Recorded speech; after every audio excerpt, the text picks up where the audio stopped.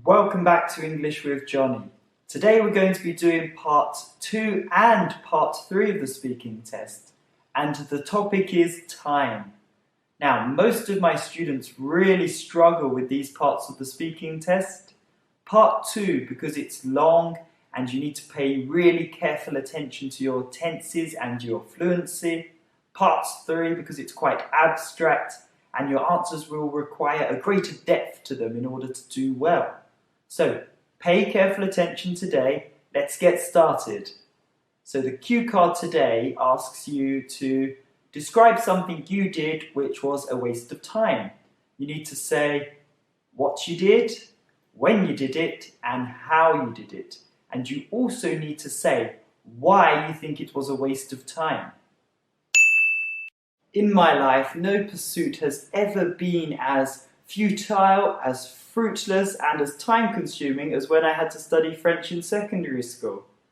You see, it was a compulsory subject, so we all had to study it, regardless of whether we wanted to or not. And as a result, many of my classmates did not take the lessons seriously at all. I was an exception to this, however, as I went in with an open mind and, in fact, relished being given the opportunity to immerse myself in a new culture and pick up a new language. But I was quickly disappointed. It became apparent quite early on that the teacher had no real experience or knowledge to pass on, and the majority of lessons were basically a joke. One example which really sticks out is when she played Mr. Bean's Holiday for us.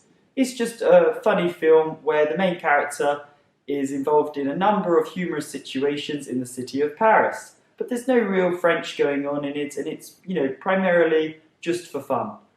Another example was when she showed us the whole season of The Simpsons with French dubbed voices and English subtitles, which I have to admit was pretty amusing at the time, but in terms of instilling the language in us, it was completely ineffective. At the time, I thought they were the funnest lessons ever because we didn't have to do much. They were just a laugh. And it wasn't until I became an adult that I started mourning the lost opportunity.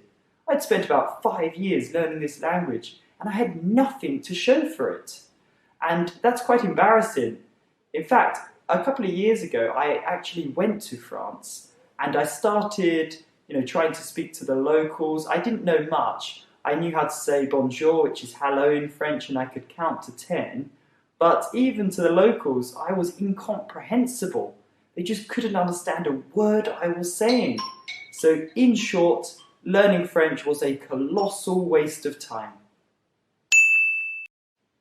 Okay, so with part 2 out of the way, the examiner will go on to ask you some questions related to the topic you just did in part 3 of the test. A possible question in this section could be, do you think time is important? I think the value of time is incredibly overlooked these days.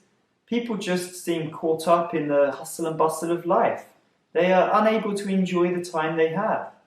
Others spend needless hours scrolling through their social media feeds for no reason other than boredom and looking for something to do. So even though time may be precious, I don't think many people see its importance these days. To me, it's not time that is inherently important, but rather it's what somebody does with that time. For instance, if they waste it by doing mundane and meaningless activities like watching endless hours of TV and just lounging about, can that time be considered valuable compared to somebody who spends it doing something meaningful and worthwhile, like taking up a new hobby or spending time with their family? On the other hand, though, there are those that say time you enjoy wasting is not time wasted, so there's that too. The following question will be, how do you feel when you are late? I feel a great deal of embarrassment, to be honest with you. I was always brought up to strongly believe in punctuality.